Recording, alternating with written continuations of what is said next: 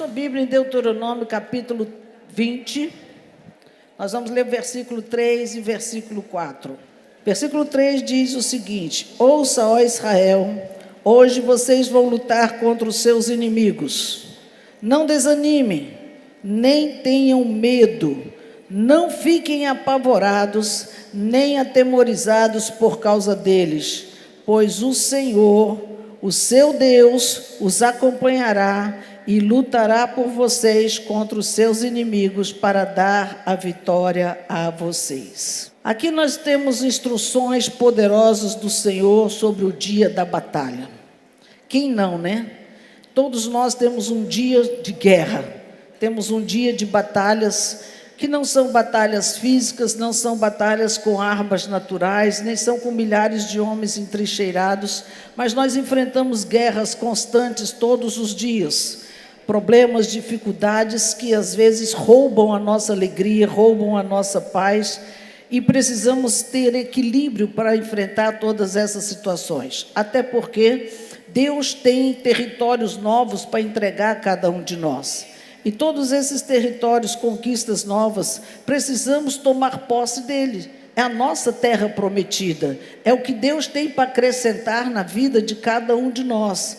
Agora, nós temos que ter conhecimento que nenhuma terra está desocupada. Para tomar posse de um território, nós precisamos desinstalar quem está naquele território para poder tomar posse daquele lugar. Por isso que precisamos saber guerrear, ser valente, ser forte e não ter medo do inimigo. Israel precisou ser muito corajoso para enfrentar situações extremamente adversas, quando eles nem tinham condições de fazer isso. Eles nem sabiam, eles eram só escravos. Mas Deus treinou e adestrou Israel durante muitos anos. Quando eles saíram do Egito, estrategicamente, os jovens e adolescentes, eles não iam lá atrás, eles iam na frente do pelotão. E depois que vinham os anciões, os idosos e os anciões que vinham atrás dando suporte com as crianças, mas quem ia em linha de frente já era adolescentes e jovens, já treinando, sendo adestrado, porque Deus sabia que eles seriam aqueles que entrariam na terra prometida. Eles puxariam o cordão de batalha e eles precisavam ser jovens fortes, destemidos, não ter medo, puxar o cordão que levaria todo aquele povo para aquela terra que o Senhor prometeu. E eles tinham que fazer isso, irmãos, entendendo que toda batalha não é uma coisa simples. Ou você luta ou você morre. Não tem meio termo. E a escolha que Deus nos deu foi lutar. Ele não nos deu essa segunda opção de desistir ou de morrer. Ele deu a opção: lute e conquiste a terra. Foi a opção que Deus deu para cada um de nós. E aqui nós temos a primeira lição que nos desafia. Todos nós somos desafiados todos os dias a enfrentar essas guerras diárias que nós temos com a nossa vida pessoal, com as nossas emoções, com a nossa família, com as nossas finanças, com o nosso trabalho, com aquilo que nos envolve, para que a gente entre em novo tempo, em novas conquistas. E isso não é uma coisa simples, porque envolve sonhos. E não só envolve sonhos, mas envolve projetos pessoais que às vezes foram esquecidos ou engavetados. Envolve você aprender a lidar com essa situação nova que está surgindo na sua história de vida. Eu nunca lutei, eu nunca batalhei por alguma coisa, porque às vezes papai e mamãe sempre deram tudo muito fácil. Mas nós precisamos aprender a lutar com as nossas próprias forças. Vai ter um tempo que não vai ter papai e mamãe. Então nós precisamos aprender a lutar as nossas guerras. Como você luta as suas guerras? Chorando, gemendo, não dou conta, eu estou fraco, eu estou sem força, eu não tenho condição? Ou você vai, pula em cima e vai para a conquista? Não se trata, irmãos, dessa guerra comum. É algo que mexe com o seu brio até, com aquilo que é a sua essência. O que eu quero de fato para a minha história? Eu vou lutar por algo que realmente eu quero conquistar, ou é só um capricho? Os nossos sonhos não podem ser um capricho.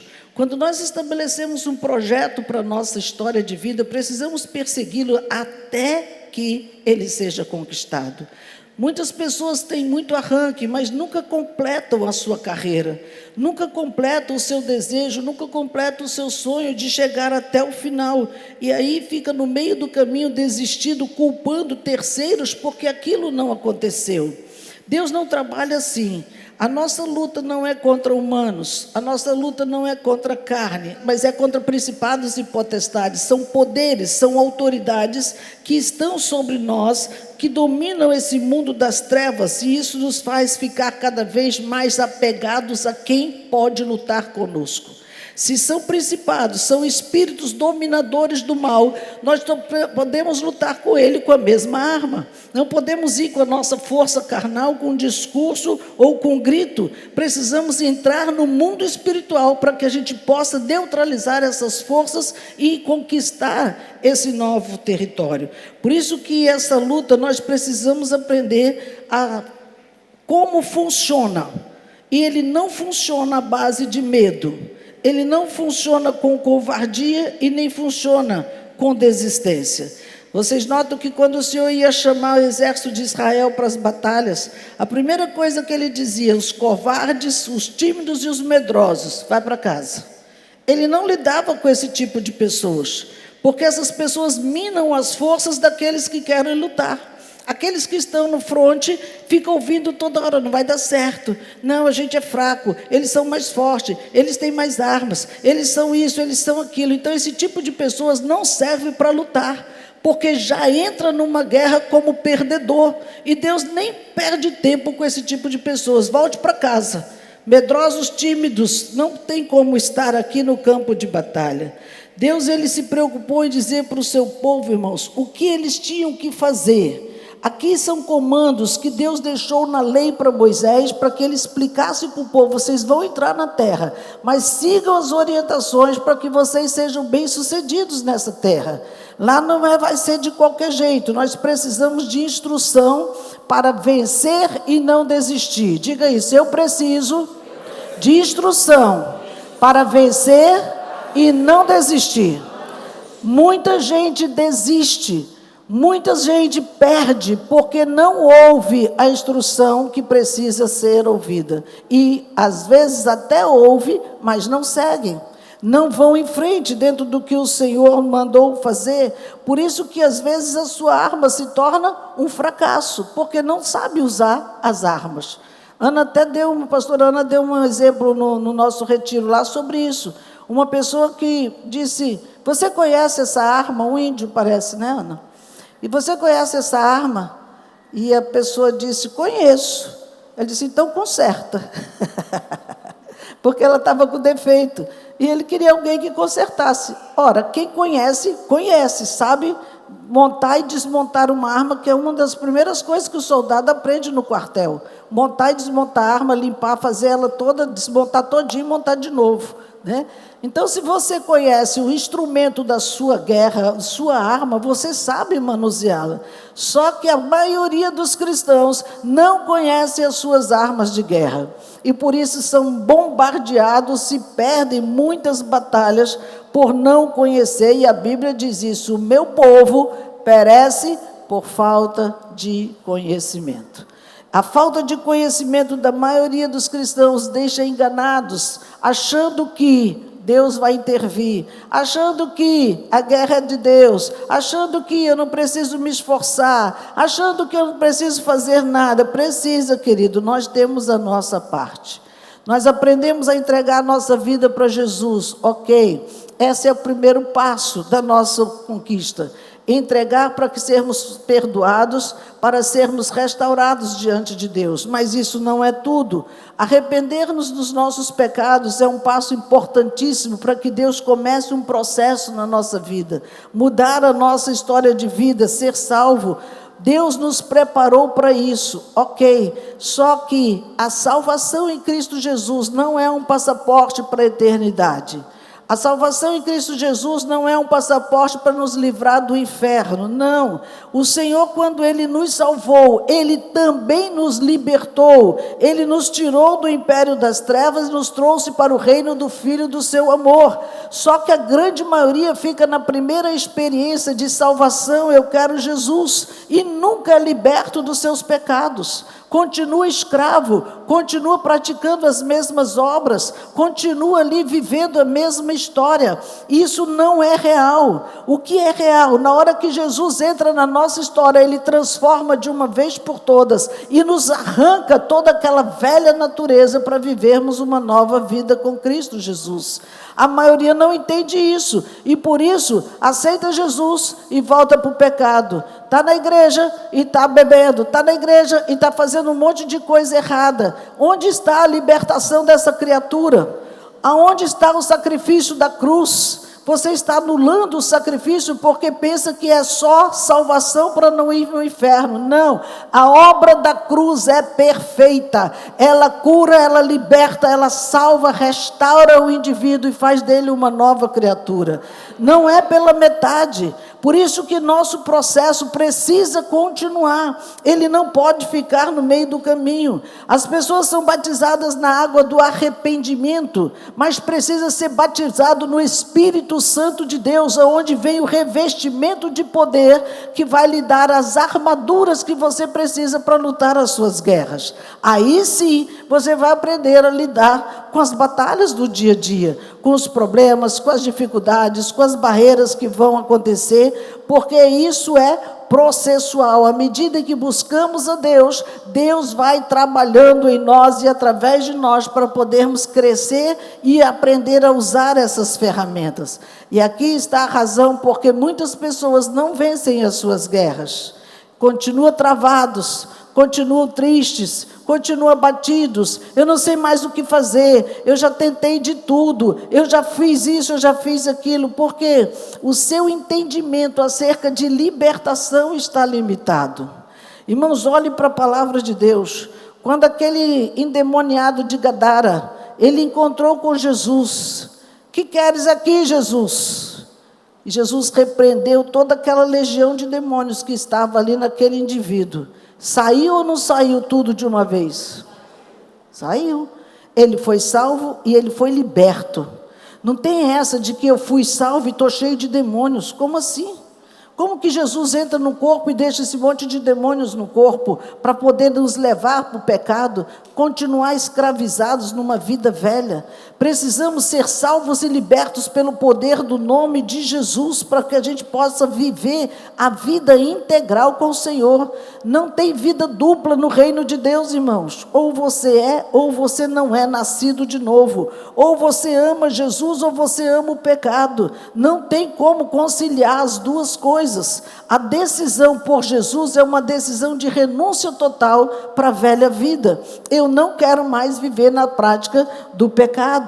E aí nós precisamos ter clareza, olhar para aquela cruz e entender, aquela é a minha morte. Aquela é a dor do meu pecado na vida daquele inocente que pagou o preço por mim. Entendendo isso, a substituição de Jesus por nós, nós vamos ter uma nova vida com Ele também, porque Ele nos fez nova criatura através do seu sacrifício. Por que é importante entender tudo isso? Porque nós não vamos viver na prática do pecado mais. A cruz, ela fez uma divisória na nossa história do antes e do depois. Como vamos continuar numa vida dupla? Como vamos continuar batalhando para a conquista de território se nós estamos querendo ficar naquele território? É como se quiséssemos permanecer na vida que nós tínhamos de pecado e pouco importa se Jesus fez alguma coisa por mim ou não. Ignora 100% o sacrifício da cruz. Nós ouvimos que as pessoas estão reclamando, eu não tenho forças para largar o vício. Eu não tenho forças para abandonar isso, eu não tenho forças para abandonar aquilo, porque você está dependendo das suas forças, você não vai ter. Nós, por si só, não temos forças para fazer essa opção, Mas quando nós entregamos a nossa vida nas mãos do Senhor Jesus, aí sim, Ele arranca a velha natureza, Ele arranca os desejos, Ele arranca os prazeres, as vontades que nos acorrentam para viver uma vida de escravidão e nos traz a liberdade em Cristo Jesus. Diga aleluia. E é ali que nós conquistamos a força que nós precisamos. Que força é essa, irmãos? É o poder de Deus através do batismo no Espírito Santo. Todo cristão precisa buscar o batismo com o Espírito Santo. Você não pode ter uma experiência rasa só de eu quero Jesus como meu Senhor e Salvador. Precisa de algo mais. Poder de Deus que vem sobre ti. Ele diz: ficai em Jerusalém até que do alto sejais revestidos de poder. Há uma promessa na sua vida. Deus quer encher você desse poder. Deus quer encher você dessa graça. Deus quer fazer de você uma pessoa livre para libertar os cativos. Deus quer usar você para libertar pessoas também. E você precisa ser esse cristão cheio de Deus. Se nós não buscarmos isso, irmãos, o que será? Esse poder que Ele prometeu sobre nós é para que sejamos testemunhas. Isso é real. Se nós não testemunhamos, é porque isso nunca aconteceu na nossa vida. Mas quando nós somos revestidos desse poder e dessa graça, aonde você for, a presença de Deus vai com você. Aonde você for, a palavra de Deus, ela vai estar na sua boca, temperada, cheia do óleo, para que outras pessoas sejam impactadas por esse mesmo poder. Por isso que esse poder, ele gera dentro de nós ousadia, para que você não tema coisa alguma. As pessoas hoje estão cheias de medo. Medo de tudo e de todos, medo até de abrir a boca para falar qualquer coisa e ser preso. Nós precisamos romper com esse nível de medo, porque a graça do Senhor é que nos envolve, é o poder de Deus que toma conta das nossas vidas, irmãos, e é Ele que nos leva a enfrentar todo nível de dificuldade que possa surgir na nossa frente. Os cristãos lá da igreja primitiva começaram a falar de Jesus. A perseguição veio ou não veio? Com certeza. Cortou cabeça, matou pessoas. Quantos discípulos? Todos os discípulos de Jesus foram mortos. E aí? Eles não abriram mão de testemunhar do Senhor Jesus. Mas hoje qualquer ameaça, cala a boca dos crentes. Qualquer ameaça, não fale mais nada. Temos que ter ousadia para falar daquilo que nós temos visto e vivido com o Espírito Santo de Deus. Se não temos experiências com Ele, não temos nada a dizer. Vamos batalhar o quê? Vamos dizer o quê? Nós precisamos ir muito além, irmãos. Isso só é gerado quando nós descobrimos o lugar da intimidade. Temos batido forte sobre isso. Você precisa ter o seu lugar de intimidade. Intimidade com o Espírito Santo, o lugar onde você fica no secreto com Ele, o lugar onde Ele se move dentro de você, o lugar onde Ele processa as curas poderosas dentro do seu coração. E é lá naquele quartinho que Deus está moldando o maior avivalista que vai surgir nessa terra, a maior mulher de Deus que Deus vai usar neste lugar. Você pode não estar valorizando, mas o seu tempinho ali é um treinamento poderoso para o que está por vir. E não pode negligenciar isso, irmãos. Por isso que quando você entra naquele quarto, que você fecha a sua porta, algo começa a acontecer ali. É como se a terra tremesse, você nem percebe. Você pensa que as suas carnes que estão tremendo, mas Deus já está movendo o mundo espiritual. Deus está fazendo algo acontecer, porque vai acontecer sim, para todo aquele que acredita no poder da oração. E quando nós oramos, irmãos, quando um crente ora, sai de baixo, porque o poder vem. A graça do Senhor nos envolve, porque Deus não quer que o inimigo fique zombando dos seus filhos. Quando nós olhamos para a experiência de Davi, isso me enche de gozo e de alegria, porque naquela hora, quando Davi chega diante daqueles exércitos, todos dois entrincheirados, ele enxerga um exército acovardado, um exército tímido, assustado, por causa da figura de uma pessoa. Uma pessoa conseguiu intimidar todo um exército, deixar ele paralisado ali. E quando Davi olha aquela situação, Davi vê não o que todo mundo vê. Todo mundo está vendo aquele gigante, todo mundo está vendo a sua armadura, todo mundo está vendo o tamanho da sua espada, todo mundo está vendo a sua habilidade em lidar com aquilo, mas o que Davi vê era um fraco que estava diante dele, porque maior é o que está em nós do que o que está lá fora. Quando você tem uma visão de quem você é em Deus, de quem está dentro de você, aqui fora pouco importa qual é a visão que nós estamos tendo. Para Davi não importava quantos soldados filisteus tinhas ali, não importava o tamanho de Golias, não importava o tamanho da sua espada, o que lhe importava, quem é esse incircunciso filisteu para afrontar o exército do Deus vivo? Ele sabia quem era o seu Deus, ele sabia quem era o seu exército, ele sabia o que Deus podia fazer. Por isso que nós, para vencermos as nossas batalhas, precisa conhecer quem está dentro de nós. Quem hoje age dentro de você, quem hoje fala com você, quem hoje te dá uma visão poderosa de Deus para que você lute as suas guerras. Às vezes nós estamos fracos porque falta essa visão, irmãos, e precisamos crescer na nossa fé, crescer na nossa coragem para poder enfrentar, porque nós não conseguimos enxergar. Se nós não conseguimos enxergar, é porque a nossa intimidade ainda está muito curta. Porque quem gera intimidade com Deus, não enxerga o inimigo, enxerga o seu Deus. Diga aleluia.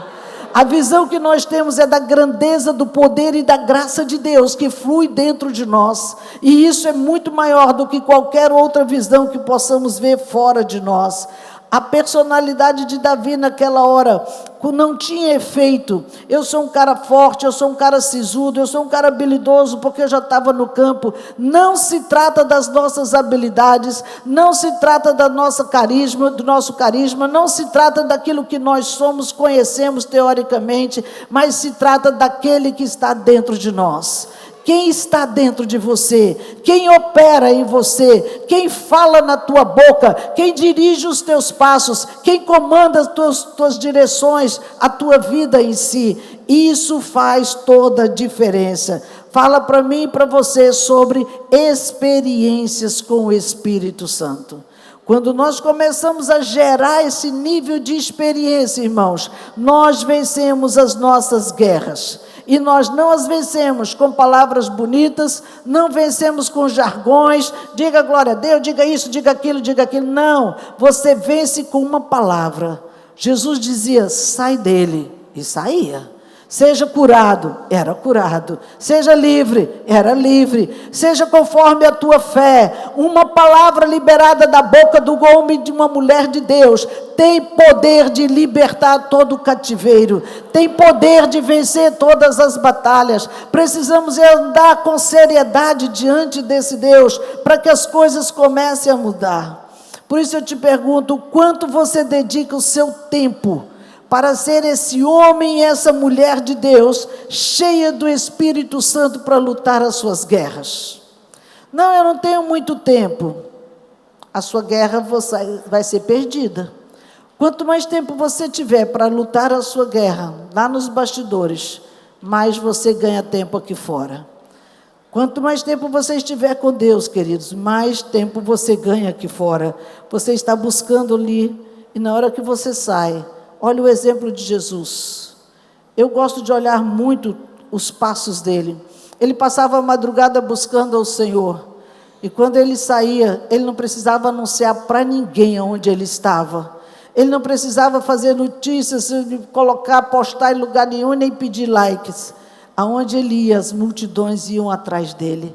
Eram atraídos pela glória, eram atraídos pela unção, eram atraídos pela luz do Senhor que estava sobre ele. Se você quer ser esse homem e mulher de Deus, esqueça essa história de likes. Busque o altar do Senhor, que onde você for, uma multidão vai estar curtindo você sim, porque quer não você, mas o Deus que você tem. A luz que começa a brilhar. As pessoas buscavam Jesus e se ajuntavam em multidões, sem que ele falasse coisa alguma. Queridos, Deus quer voltar a viver esse tempo nessa terra comigo e com você, mas nós temos que ter esse tempo de retaguarda, esse tempo de busca, esse tempo de oração, esse tempo de pegar a instrução dos céus sobre o que fazer e como fazer.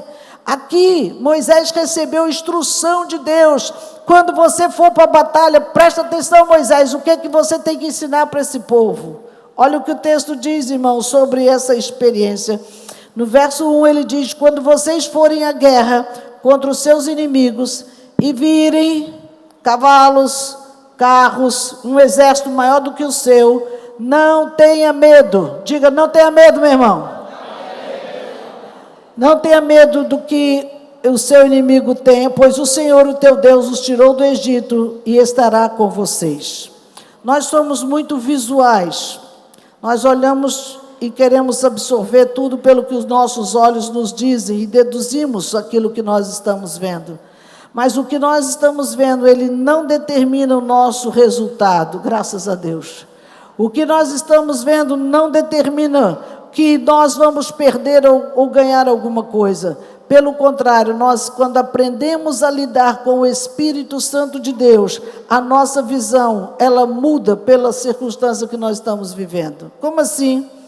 Que armas que nós estamos usando? Aprendemos a manusear o poder da oração. A oração é a maior arma que o cristão tem. É a forma como você se relaciona com Deus e você expõe para Deus tudo aquilo que está dentro do seu coração. Suas dúvidas, seus medos, as suas ansiedades, as suas aspirações, os seus sonhos, os seus projetos, eles precisam estar claros diante de Deus, e isso vem através de uma conversa simples e franca que você tem com Deus. A segunda coisa que nós aprendemos é o poder desse livro. As palavras que são liberadas nesse livro são decretos, e quando nós repetimos esses decretos, nós estamos dando comandos no mundo espiritual. Não, mas era para Israel, não só para Israel, é para o Israel de Deus hoje também. Palavras que nós podemos liberar, que vai transformar a minha vida, minha casa, todo o meu ser e a sua também. São decretos que nós lançamos sobre os céus que estão sobre a nossa cabeça, a cidade onde nós estamos, o lugar onde queremos conquistar, aonde queremos pisar a nosso pé para que tome posse desse território. Queridos, se nós que temos uma vida com Deus, esses decretos é para mim e é para você também. E para isso precisamos ter a terceira coisa, fé e coragem, para lançar acreditando, vai acontecer ou já aconteceu. Se nós não acreditarmos na palavra que sai da nossa boca, nós já perdemos uma guerra. Quando você sair para uma batalha, já saia sabendo qual é o resultado dessa batalha. Perdeu? Então não vá, você já perdeu. O Senhor diz em Êxodo 14, o Senhor pelejará por vós e vos calareis. Se Ele vai pelejar por mim, eu já saio para uma guerra sabendo o resultado dela, eu já ganhei, porque Ele foi. Foi Ele quem pelejou, não fui eu. Então, quando você sair para uma batalha, já saia com consciência onde você vai ver o resultado daquela guerra, porque Deus vai pelejar por você naquela batalha. E essa é a certeza que precisamos ter conosco. O texto diz, irmãos, que o Senhor, seu Deus, que os tirou do Egito, foi Ele quem fez. Ele deixou registro lá de tudo que Ele fez, como Ele moveu os céus, como Ele moveu as pragas, como Ele moveu todas aquelas coisas, para que o seu povo fosse retirado dali. Então veja, pode precisar mover céus e terra, mas Deus vai mover para entregar a bênção que Ele tem para a sua vida. Ele colocou o endosso aqui, foi o Senhor Deus que os tirou do Egito que fez isso. Então, se Ele já demonstrou como faz, Ele fecha o versículo dizendo, Ele estará com vocês, aleluias. Se Ele está conosco, Ele está garantindo o resultado daquela batalha. Ora, se Ele está garantido, não tem necessidade de ter medo do que eu estou vendo. Eu estou vendo inimigos? Estou vendo a cidade cercada? Estou vendo os céus fechados? Mas está tranquilo. Quando Geazi viu que a cidade estava cercada, que o exército inimigo tinha vindo para pegar o seu líder, ele disse, meu líder, nós estamos cercados. Ele disse, fica tranquilo, Senhor, abre os olhos dele para que ele veja. Quando ele abriu os olhos de Geazi, ele estava cercado, era de anjos. Eles pensavam que estava cercado de inimigos para pegá-los, mas por fora deles, Deus já tinha cercado toda a cidade, trazendo proteção sobre o seu profeta. Deus guarda a sua vida, aleluia. Ele guarda a sua casa. Por isso que a nossa visão, irmãos, ela retrata aquilo que está dentro de nós, aquilo que nós cremos. A nossa visão, ela determina qual é o desfecho da história. Se somos medrosos, já perdemos, não vamos nem lutar. Mas se nós somos corajosos, nós já vencemos muitas e muitas outras batalhas, sem precisar lutar. O Senhor vai à nossa frente e faz a batalha acontecer. Agora, toda guerra tem estratégia. Diga, toda guerra tem uma estratégia. E Deus estava dando para Moisés qual era a estratégia dessa batalha. A primeira coisa que ele falou nesse texto, que nós vemos que o Senhor vai à frente do seu povo. Como assim? O versículo 2, ele diz claramente algo aqui que chamou muita minha atenção. Veja aí, quando chegar a hora da batalha, o sacerdote virá à frente e dirá ao exército: ouça, ó Israel. Como assim? Não é uma guerra? Vai chamar o sacerdote para uma guerra? O sacerdote é que vai à frente do povo e dá o primeiro comando para o exército de Israel. Irmãos, Israel é uma nação poderosa, os irmãos sabem disso. É uma nação rica, porque eles obedecem os princípios da palavra de Deus. O comando que ele estava dando aqui, que quem iria dar as primeiras instruções para o exército de Israel antes de uma batalha seria o sacerdote, e não o general estrategista de guerra, não o oficial de guerra. Por que isso? Porque Israel precisava ter consciência, quem vai conduzir você nessa guerra é Deus e não o general. Por isso, ouça, ó Israel. Esse comando de Deus é para que nós tenhamos atenção. Quem nós estamos ouvindo? Diante de uma batalha que nós temos que enfrentar todos os dias, irmãos. Quem nós estamos ouvindo? São tantas vozes para nos levar a afastar de Deus, são tantas vozes para nos levar à desistência, são tantas vozes para dizer que você não tem forças, que você não consegue, que você não vai lutar. Nós não precisamos ouvir essas vozes, não precisamos ouvir essas propostas. Isso mina nossa fé, isso rouba nossa coragem, rouba aquilo que nós temos. A voz que nós temos que ouvir é essa que ele disse para Moisés: ouça, ó Israel, a voz do Senhor teu Deus. Não tem nenhuma outra voz. Se você tem dúvidas sobre voz, leia o Salmo 29, ele vai falar várias coisas sobre a voz do Senhor, que é poderosa. Essa voz, ela ecoa dentro de nós, ela não permite que outras vozes venham trazer fracasso ou desistência. Se nós não aprendermos a ouvir a voz do Senhor, irmãos, nós não vamos caminhar. Por isso que o primeiro comando do exército de Israel, o sacerdote sai de onde ele está, ele toma posição diante do exército para dizer para eles: ouça, não desanime, não olhe para trás, não tenha medo, não fiquem apavorados, não fiquem atemorizados, porque eles parecem ser maiores do que vocês. E vem vários comandos dentro desse texto, onde ele mostra para eles que vocês não podem estar apoiando a sua fé em sentimentos negativos. Crente não apoia a sua fé em sentimentos negativos, isso rouba de você a sua força. Sentimentos nunca foi uma ferramenta que Deus deu para nós andarmos por fé. Os sentimentos fragilizam a nossa fé, roubam a nossa consistência em Deus, porque elas estão fragilizados por alguma circunstância, por alguma perda, por alguma necessidade, e impede a fé de agir. É hora de injetar fé quando os seus sentimentos estão dizendo o contrário. Nossa fé é mais forte do que as nossas emoções e precisamos lutar com a arma certa. O verso 4 diz que o Senhor, depois que o sacerdote traz a orientação para aquele povo, aí sim ele vai dizer o que vai acontecer. Pois o Senhor, o seu Deus, os acompanhará e lutará por vocês contra os seus inimigos para dar vitória a vocês. Aleluia. Quando nós posicionamos a pessoa certa para lutar, a vitória chega nas nossas mãos. Os nossos inimigos são derrotados e nós não precisamos nem lutar. Quantas e quantas guerras tem registro neste livro de que Israel nem precisou pegar em arma, que Israel nem precisou lutar contra seus inimigos. O Senhor foi à sua frente e os desbaratou, o Senhor os destruiu, o Senhor fez com que a espada de um se voltasse contra o outro. Israel não fez nada na realidade, a não ser colher os resultados. Por isso que antes de tudo acontecer, o sacerdote se posiciona e ele dá o comando para dizer qual é o fim da guerra. Vencemos, vencemos. Esse é o fim da guerra, saber que somos mais do que vencedores em Cristo Jesus. Mas parece que isso é um conhecimento teórico, não é algo que é fato. Nós não credibilizamos essa fala. Não, mas eu continuo lutando, eu continuo em guerra, quando o Senhor já disse, você já é mais do que vencedor, toma a sua posição. E nós não queremos tomar nossa posição de vencedor e queremos continuar lutando. Você já venceu. Você está lutando contra quem? O inimigo já está no chão, já morreu.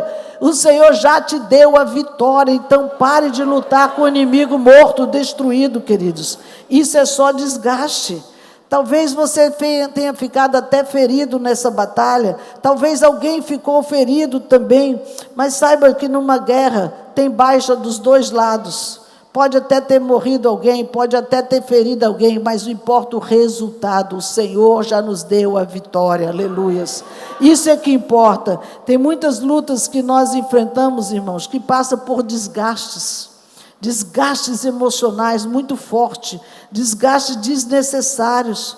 Muitas vezes somos feridos por palavras, por atitudes de pessoas que até nós amamos, que nos fere, que tenta nos fragilizar. Blinda a tua alma em nome de Jesus, blinda seu coração dessas palavras, para que você não passe por tantas dificuldades e dores, porque acaba que transfere isso para Jesus, quando Ele já está lutando a sua guerra.